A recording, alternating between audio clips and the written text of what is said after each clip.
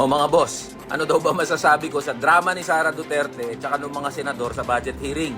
Hindi ko alam kung bakit marami pa sa inyo nagugulat mga boss eh. Every year na lang isang malaking gaguhan at drama yung budget hearing. Papaliwanag ko sa inyo kung bakit. Nakasulat mismo sa konstitusyon natin na walang ibang trabaho ang Kongreso, yung mga senador at saka mga congressman, kundi gumawa ng batas at kasama doon yung paggawa ng budget. Kaya dapat lang talaga natin i-expect na bubusisiin nila lahat ng mga budget proposal na manggagaling dun sa mga ahensya ng gobyerno. Kabilang doon yung Office of the Vice President. Kaya sinasabi na yung power of the purse o yung kapangyarihan na magbalangkas, magbusisi at gumawa ng national budget ay nasa Kongreso, nasa mga senador yan, tsaka congressman. O nasan ngayon yung problema mga boss? Hindi naman tayo lahat pinanganak kahapon.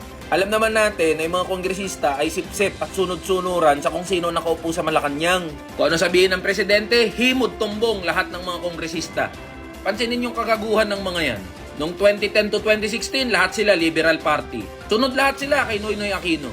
Noong nanalo si Digong noong 2016, lahat naman naglipatan ng PDP laban. Super majority pa nga eh. Sunod sa kung anong sinasabi ng Malacanang. Kaya namang nanalo si Bongbong, lahat naman naglipatan at nakipag-alyansa sa Partido Federal. O ngayon, sip-sip naman lahat sila kay Bongbong Marcos. Ito nararanasan ngayon ni Sara Duterte, taste of her own medicine ang tawag dyan.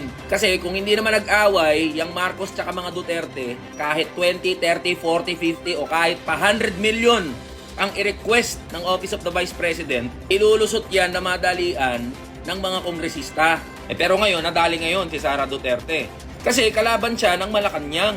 At alam naman natin na kahit sinong nakaupo, basta kalaban ka ng Malacanang, bibirahin ka talaga kahit sino ka pa. At sino mga taga-bira? Hindi mga kongresista. Saan nila dadalihin? Doon sa budget. Kaya mga boss, dyan sa issue na yan, alam nyo kung sinong talo? Tayong lahat ng mga manggagawa at ordinaryong Pilipino. Pinagmumukha nila tayong tanga dyan sa mga drama nila, inaaksaya yung oras sa mga walang kakwenta-kwentang mga bagay, mas pinaglalaan ang oras pa nila na mag-ululan at mag-ungguyan dyan kaysa pag-usapan yung mga issue ng mga manggagawat pangkaraniwang Pilipino.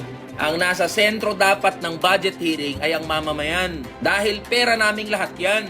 Hindi lang Office of the Vice President ang dapat nabusisiin nyo. Putangin na kung talagang concern kayo sa budget, reviewin yung buo mula sa presidente hanggang sa mga opisina nyo. Tignan natin kung di maglabasan yung pare-parehas nyo na kagaguhan.